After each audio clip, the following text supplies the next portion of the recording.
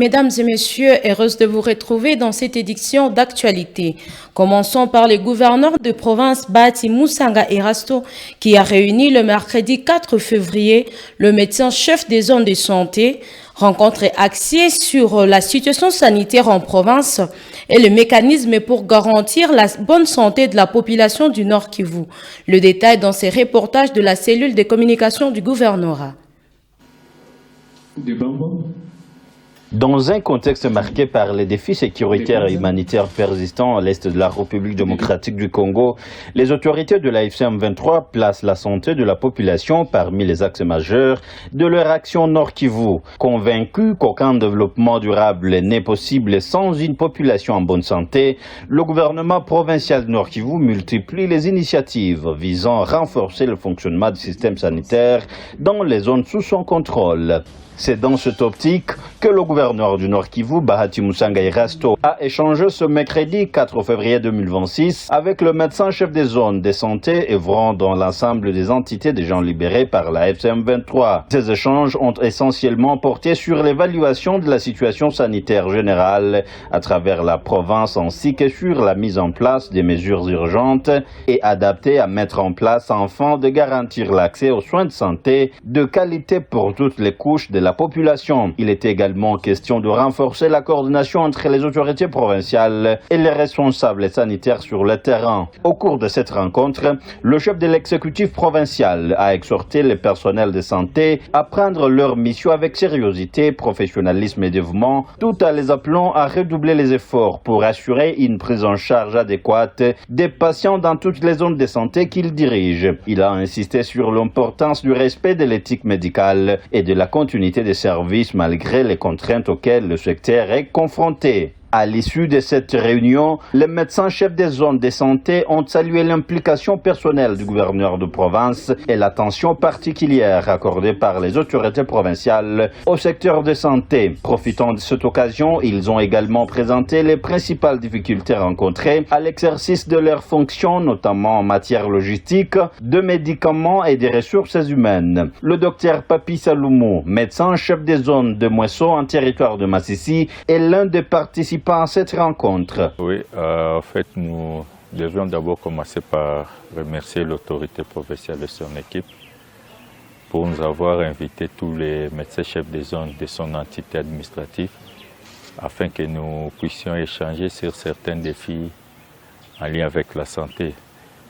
Et le nœud, c'était nous interpeller plus sur l'éthique et la déontologie, mais aussi sur l'intégrité.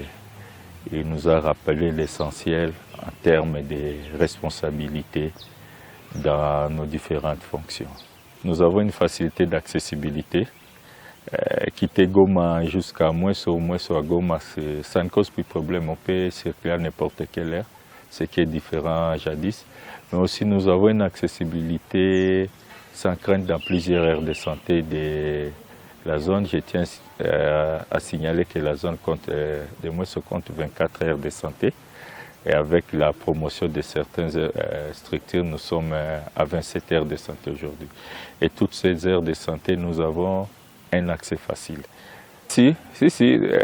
En fait, ce n'est pas seulement la zone de santé de Mouesso, comme vous l'avez suivi, c'est presque dans toutes les zones de santé où il y a un impact par rapport à l'implication de l'autorité provinciale. C'est vrai, il reste encore des défis et tous ces défis ne seront pas résolus au même moment ou avec une baguette magique, mais ce qui est vrai, nous avons vraiment aujourd'hui l'assurance et son engagement par rapport à tout ce qu'on l'a soumis comme difficulté. Nous avons eu l'engagement de son implication afin d'améliorer progressivement ses conditions de travail. Par cette rencontre stratégique, l'autorité provinciale réaffirme sa volonté de faire la santé publique une priorité absolue au Nord Kivu. Un engagement qui témoigne la détermination du gouvernement provincial à répondre aux besoins essentiels de la population et à bâtir progressivement un système de santé plus fonctionnel, accessible au service de tous. Les efforts de la paix et la sécurité consentis par l'AFC M23 en collaboration avec la population doivent rester conservés en 2026. Les autorités de l'AFC M23 sont de serviteurs à part entière de la population pour la construction du pays, rassure le maire adjoint Désiré Ngabo Kisuba. Le détail dans ses propos. Voilà pourquoi même chama ilijianzia yako kwa kupunguza meme mataksi. Taxi ilikuwa plus de 500, chama ilizireduire mpaka ku moins de 200 taxes. Tout ça juu ya kupatia mkongomani ile chance ya kuweza kuishi mzuri. Goma ilikuwa mwingine ambao kwa nuwaka wa changere kila siku. Goma ilikuwa mwingine ambao 40 voleurs ilikuwa na yada. Mais leo hakuna 40 voleurs. Leo wa changere wanaanza circuler librement na makuta yao. Les commerçants de Birere, à Goma, à l'époque il y avait autant de banques. Mais même au moment où il n'y avait pas de banques, hapa Mgoma, watu wamekuwa kwa circuler librement na makuta zao. Unatoka na makuta yako ku boutique, unatoka nao kuduka, unatoka nao ku supermarché yako, unatoka nao kwa activité yako fulani na unarudia nazo kunyumba na unazoka kunyumba na hakuna mtu yote atakaye inquiéter.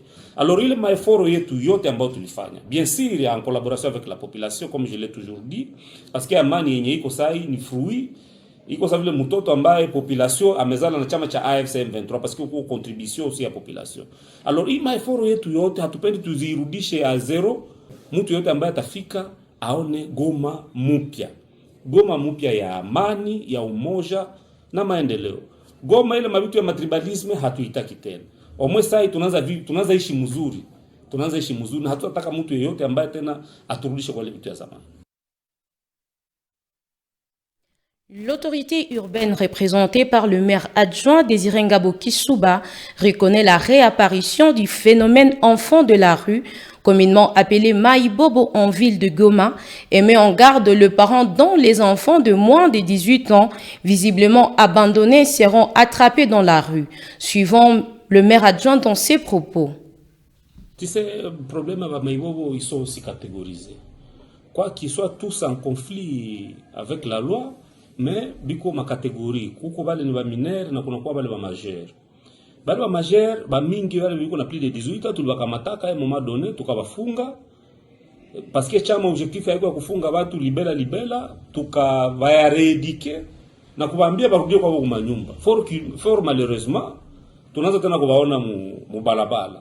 Bale watoto kidogo ambao wanaendaka wako naomba na wale ambao wanaenda wanashinda mifereji wanachafua, wanaiba watu matelefoni. La plupart ya watoto tuliwakamataka hapa, mimi nadhani mliona kama operation ambayo tulifanyaka. Wakati tunawakamata, wamoja tukawawewa masantre na ile masantre ikaenda inaba reinsere mu mafamie zao. Inaba reunifier mu mafamie. Malheureusement tunashtuka tena ile mafamie imesha tena cha wale watoto tunaanza tena waona mu balabala. Alors c'est pour moi l'occasion ya kuappeler wale wazazi. Mzazi yote ambaye anayeko na mtoto wake mbalabala wa moins de 18 ans amutoshe mbalabala, parce que la prochaine fois wakati tutaanza operation kamata wale watoto, mtoto yote ambaye tutakamata ni mzazi yake utakuwa tunafunga, parce que hawezi zala watoto yako kisha upende barabara njoo wakomalisha. Hii mtindo wa mtu unakutana mama anafika Aisha zala watoto kama 4 5 6 7 anaenda anajificha mkwa kisha anapanga watoto wake mbalabala, wale watoto waendelee kutatiza watu, sawa on va pas tolérer. Tutaona kama tole mzazi tunamfunga. Omo tunawaachia muda batoshe watoto wao mbalabala. Parce que Goma tunapenda mtu yeyote ambaye atafika Goma aone sura nyingine ya mpya.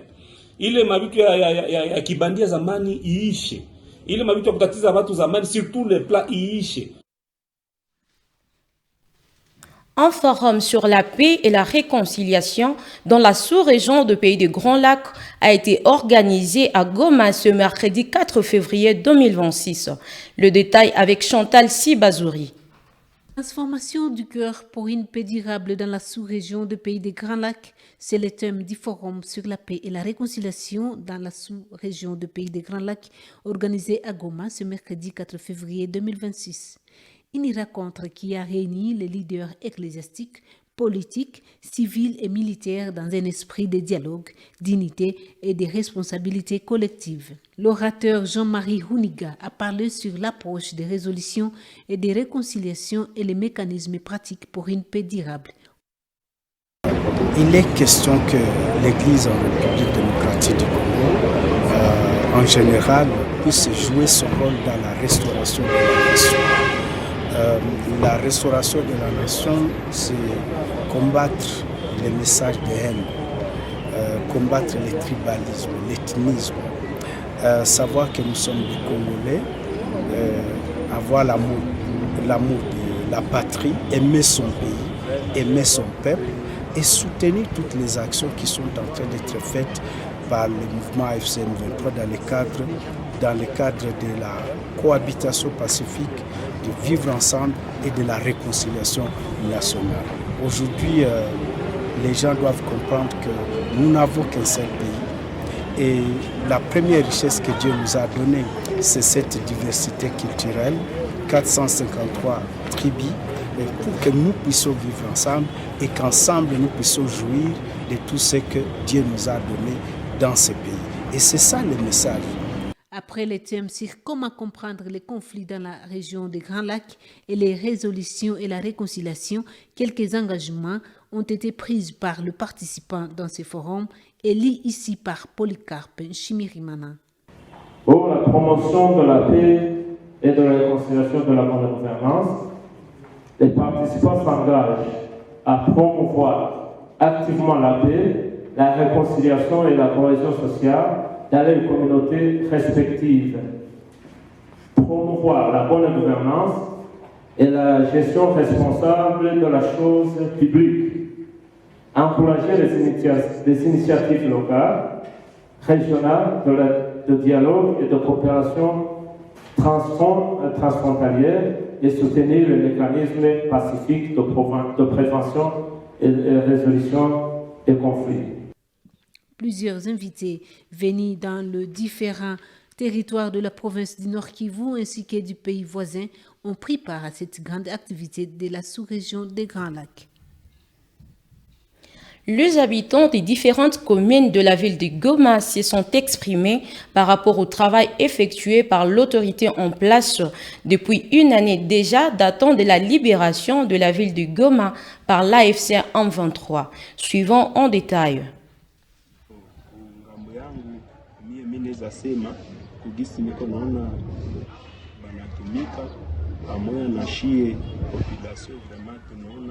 Banatumika bien juu tuko na angalia kitu kuwaka considerable pamoja na wale ba ndugu wenye tulikuwa nabo mbele, sasa vile marafiki ile RDC yetu tulikuwa na mkondisio yenye haiko ya mzuri.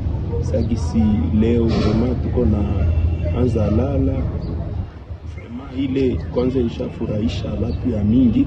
Ile kulala ulikuwa nakutana shie njo kila siku kuliaka kuingiliwa karanti volere na vyengine meomwe. Leo jumie niko taksimene kunafaa kazi ya taksi moto, tunaona hata na mabarabara vraiment bako na tumika na shie, hakuna kutunyanyasa ovyo ovyo nini, tuko bien seulement que tuko naomba Mungu atusaidie tuone gisi bakubwa wanaweza tusaidia juu ya hii njala ndio tu kabisa na tu kwa sana tuperturbe mais vingine ngambo ya securite development tunaona banachikaza kutengenezea mwingine masaa longo kule kwetu Munyiragongo, niko naona kabisa tunatumika bie hata na majeto niko nazo hapa ya vile vraiment tuko bien par rapport na ile mbele.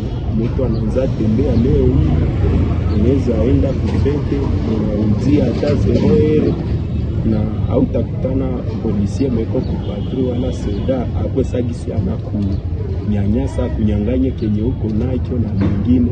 Vraiment tunawafurahia kwa ile ya iko natumika pamoja na shiera hii. Ndaweza ifelicite tu sana tena sana. Nilikuwa mimi ndaweza kuifelicite. Mimi ningali mugeni siaeneza ina Goma. Lakini j'avais eu un problème. Nilikuwa Lubumbashi nauza parcelle huku ikakuliwa na mlikuwa nyumba. Mais ba autorite sana nilifika hapa. Balifanya yote yenye nawezekana. Hawakujali sina kitu. Hawakujali sina bwana wa kusimama madossier zangu. Balifanya le tout et pour le moment je suis chez moi avec mes enfants. Alors pale mie ndaweza féliciter bale batu sana tena sana. Juu kule nyuma kule kwa tunatoka, on pourrait bouffer le tout et on fait semblant. Mais on a libéré mes biens. Alors moi je félicite. Comme aide, je peux prier le bon Dieu qu'il donne la force qu'on continue. Corriger les impossibles qui étaient. C'est ça ma contribution. C'est ça ma contribution. La situation sécuritaire est calme et garantie dans la chefferie de Bachali en territoire de Massissi grâce aux autorités de l'AFC M23. Telle est la confirmation du Mwami Luanda Bachali Jacques. Suivant. La situation sécuritaire dans la chefferie de Bachali, tout de même dans les zones libérées, semble être positif. Parce que nous avons constaté que la population va vraiment à ses activités champêtres, à ses activités d'élevage. Et partout où nous avons pu être, dernièrement j'étais à Kalembe, c'est dans le groupement de Bachali Mokoto, nous avons constaté que la population vit en toute quiétude. C'est vrai qu'après la guerre, on a repris les activités de la chefferie et nous avons constaté que beaucoup de choses étaient à faire ou à refaire. Nous avons hérité d'une chefferie qui avait beaucoup de problèmes, mais nous sommes en train de faire des efforts pour justement remettre tout sur le rail. Nous avons commencé par une forte sensibilisation de la population de suggérer la cohabitation pacifique. Nous avons aussi entamé quelques activités de développement, donc réfléchir sur comment nous pouvons développer notre contrée, parce qu'actuellement nous avons quand même une paix acquise et c'est comme ça que nous avons hérité de cette chefferie, mais tout semble être positif. Nous ne ménageons aucun effort pour justement arriver à des résultats qui vont satisfaire tout le monde et toutes nos communautés au niveau de la chefferie de Bachali. La quasi-totalité de la chefferie de Bachali est aujourd'hui libérée et sécurisée par l'ARC. Et nous pensons que nous espérons que nous allons garder cette quiétude pendant longtemps pour effectivement créer et vivre enfin la paix. Ce n'est pas seulement dans les Bachali qu'il y a les conflits fonciers, c'est pratiquement dans toute la République démocratique du Congo, parce qu'il y avait une gestion catastrophique des terres, mais nous avons quand même pour notre part au niveau de la chefferie des Bachali, nous avons mis en place une commission qui s'attelle à gérer certains conflits et avoir des règlements pacifiques de ces conflits fonciers. Et les résultats sont tout de même satisfaisants et nous pensons que nous allons continuer sur cet élan pour endiguer ces phénomènes de conflits fonciers, pour l'endiguer définitivement. Renforcement de capacité sur le mécanisme d'approvisionnement de médicaments dans la province. C'est jeudi 5 février sous l'AFC M23 avec la division de santé du Nord Kivu à Goma. Le détail avec François Tambouy. La division provinciale de la santé du Nord Kivu sous l'AFC M23 a tenu en date du 5 février un renforcement de capacité sur les mécanismes d'approvisionnement des médicaments dans la province. Tout est parti d'un constat amer, le taux faible de satisfaction de la population, la présence des médicaments périmés dans les pharmacies. Pour résoudre ce problème, certains critères doivent être respectés dans l'approvisionnement et gestion des médicaments, ce qui permettra à la population de bénéficier des médicaments de qualité, a souligné Dr Biya Kizinkiko, chef de division de la santé. Les médicaments constituent un pilier qui est clé pour garantir la santé de notre population dans le système sanitaire en notre province.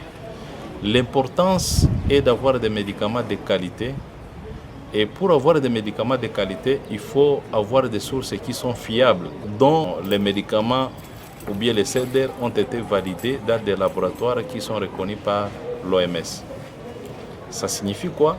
Si vous avez une source qui est fiable, ça signifie qu'on aura les médicaments de qualité et dans ce cas-là, la population va bénéficier aussi des médicaments de qualité et ça va nous aider pour garantir la santé de notre population en province du Nord Kivu. Pour les participants, cet atelier vient à point nommé car les idées qui sont développées permettront de résoudre le problème de gestion et approvisionnement des médicaments. Dans tout atelier, les attentes, c'est le changement. Donc nous pensons qu'il y aura changement de comportement, changement dans la manière dont nous faisons l'approvisionnement en médicaments, la manière dont nous traitons ces médicaments, la manière aussi dont nous distribuons ces médicaments. Avec la situation actuelle, les approvisionnements prenaient du temps et au niveau de nos zones, on était déjà dans des difficultés. Et avec les présentations que nous sommes en train de suivre, nous avons constaté qu'il y aura des améliorations, mais aussi la qualité de tous ces médicaments qui sont approvisionnés dans nos zones de santé. Après chaque 3 mois, des réunions d'évaluation seront tenues en vue d'évaluer l'applicabilité des recommandations, a renchéri le chef de division. C'est la fin de cette édition d'actualité sur votre chaîne. Mesdames, Messieurs, merci de nous rester fidèles.